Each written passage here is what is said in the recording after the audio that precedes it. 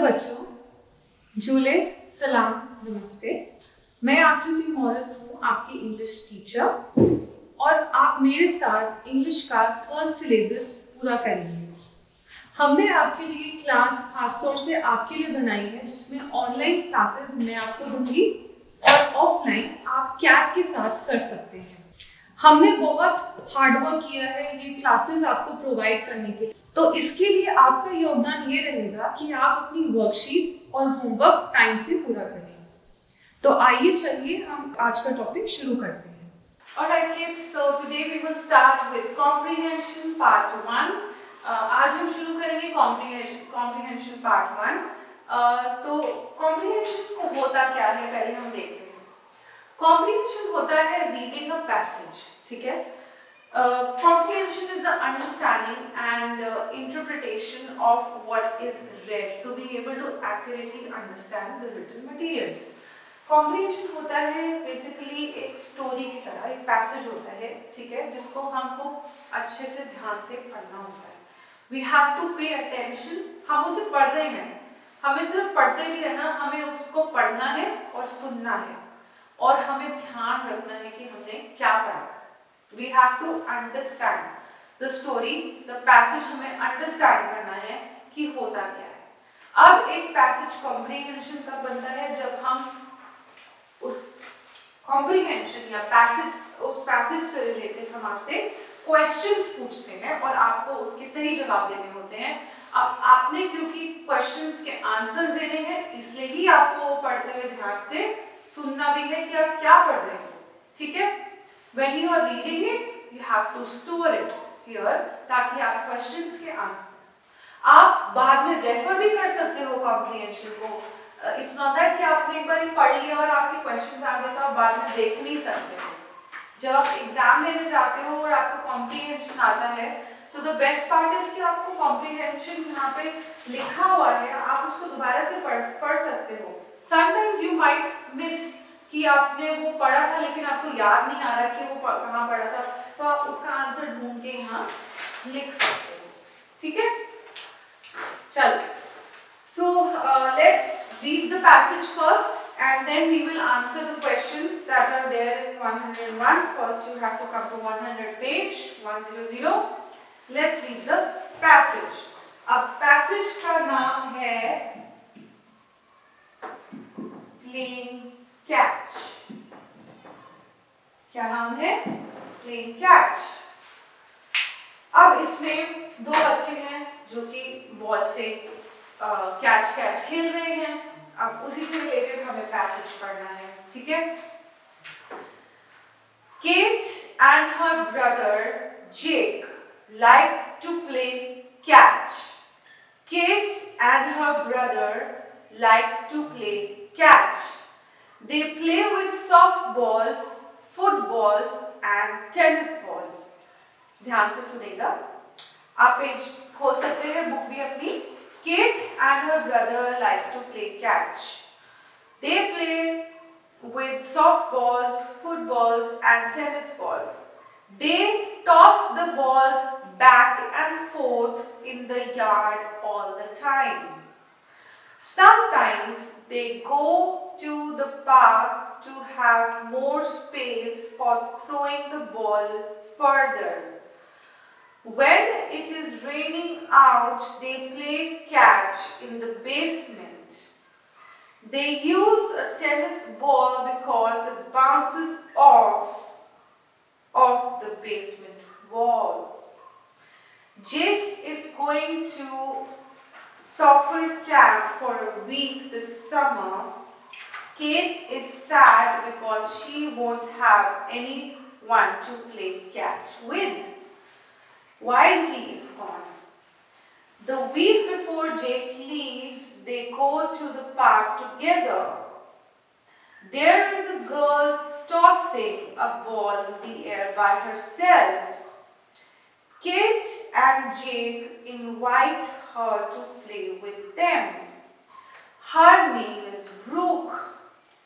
Kate is happy now that she has a new friend to play catch with, while her brother is in the is at can. Let's read the passage once again. Kate and her brother Jake like to play catch. They play with softballs, footballs and tennis balls. They toss the balls back and forth in the yard all the time. Sometimes they go to the park to have some more space to throw for throwing the balls farther. When it is raining outside, they play catch in the basement. They use a tennis ball because it bounces off of the basement walls. Jake is going to the soccer camp for a week this summer. Kate is sad because she won't have anyone to play catch with while he is gone. The week before Jake leaves, they go to the park together. There is a girl tossing a ball in the air by herself. Kate and Jake invite her to play with them. Her name is Brooke. Kate is happy now that she has a new friend to play catch with while her brother is at camp. So we've read the passage 2 times. Now let's look at now let's look at the questions and let's see कि उसके answers क्या होंगे. What do Kate and Jake play catch with? Okay. हमें क्या दोबारा इसको पढ़ने की जरूरत है? I don't think so. मुझे तो लगता है मुझे याद हो गए हैं. ठीक है? Let's look at the first one. First question. What is the answer? First one. What do Cat and Jay play catch with? Jake or Kate किससे खेलते हैं catch? Frisbees, sticks, balls या bean bags? They play with balls. Okay? Let's look at the second question. What type do they use to play catch on rainy days? Yes, so on rainy days what they do? हमने rainy days में पढ़ा कि वो नीचे जाके basement में खेलते हैं और वो कौन सी बॉल यूज करते हैं? Tennis balls. Pillows, apples, soccer ball और tennis balls. They use tennis balls. क्यों? क्योंकि वो जो balls होती है उससे टक्कर खा के bounce back करती है. ठीक है? टक्कर खा के bounce back करती है. छोटी hard सी होती है, so it bounces back. That's why they use tennis balls. Where do Kate and Jake go the week before he leaves for the camp? The pool. Jake और Cat कहाँ जाते हैं Jake के कैंप में एक हफ्ता जाने से पहले? पूल जाते हैं, पार्क जाते हैं, स्कूल जाते हैं या बीच जाते हैं? They go to the park. They go to the park. Who is tossing a ball in the air at the park? Who is tossing a ball in the air at the park?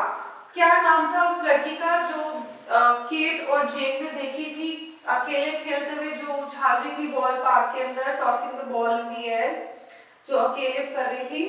What was the girl's name? Brooke, Bree, Brian या Brad? The name was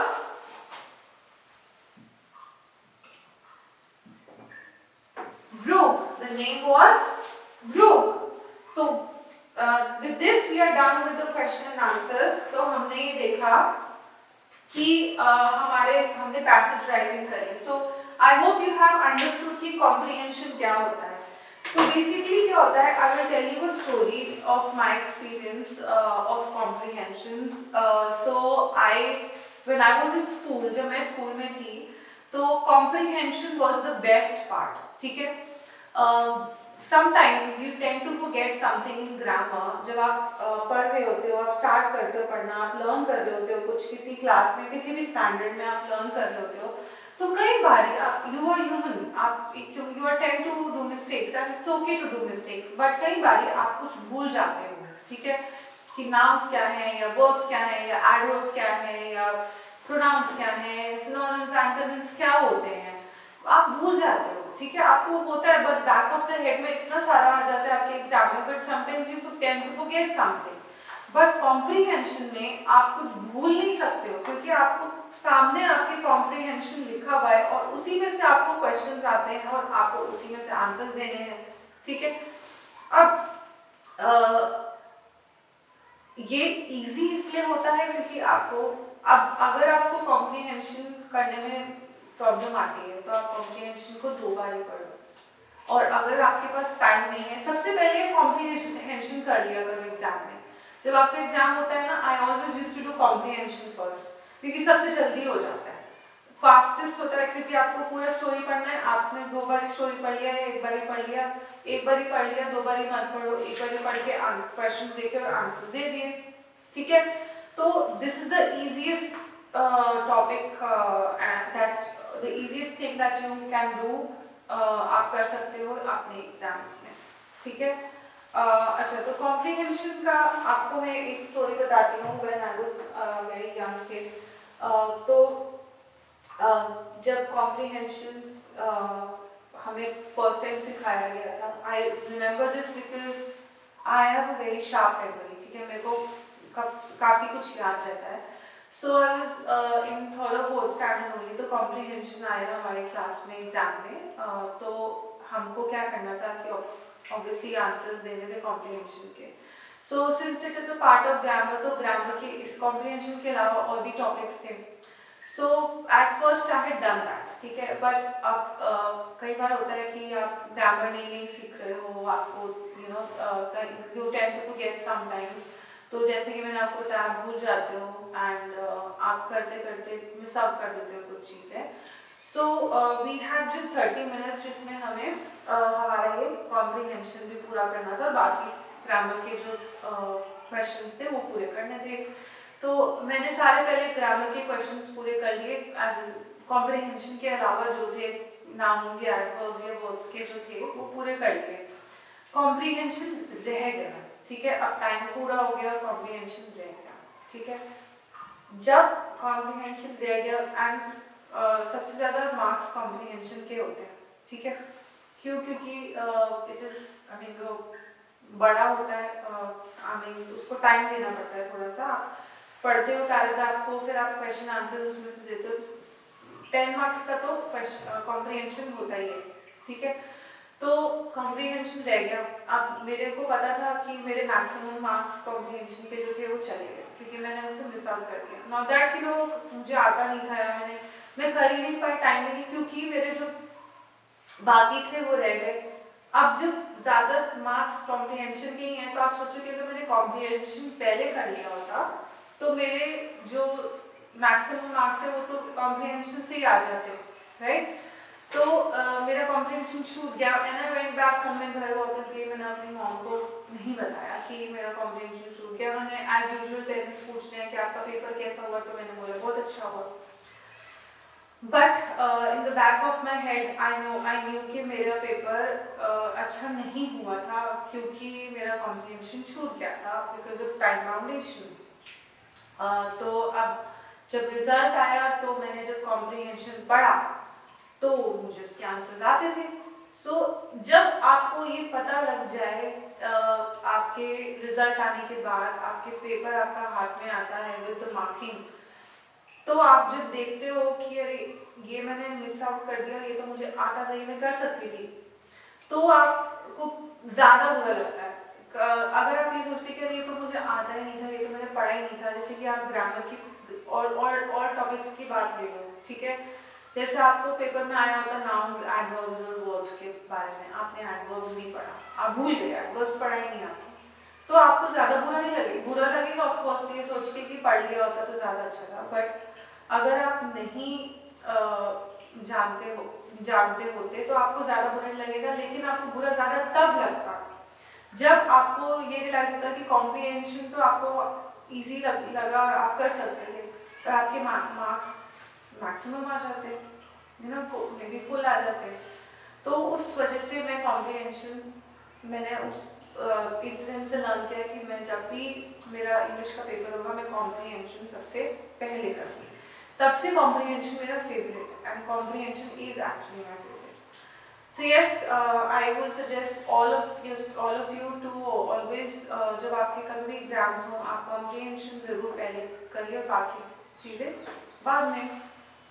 So yes, with this we wrap up the comprehension part 1, and next class में भी हम comprehension करेंगे, because comprehension के लिए practice चाहिए होती है, though it is very easy। तो जब आपको समझ में आ जाता है तो बहुत easy है, but जब नहीं समझ में आता है तो मुश्किल ही है। So we will do comprehension part 2 in next class, and the topic will be the be, and again वहाँ पे questions होंगे जो हमें answers करने होंगे, and this time पहले थोड़ा सा easy था तो अभी थोड़ा सा lengthy comprehension होगा as compared to the part 1 comprehension। ठीक है, so with this we wrap up, and मेरी कैट से रिक्वेस्ट है कि आप इस क्लास के बाद ये comprehension भी प्रैक्टिस करा सकते हैं जो हमने किया है, और कोई और comprehension भी प्रैक्टिस करा सकते हैं with, of course, the books you have, and you can search from Google also। And with this we wrap up, and thank you, and you guys have a great day. Bye bye.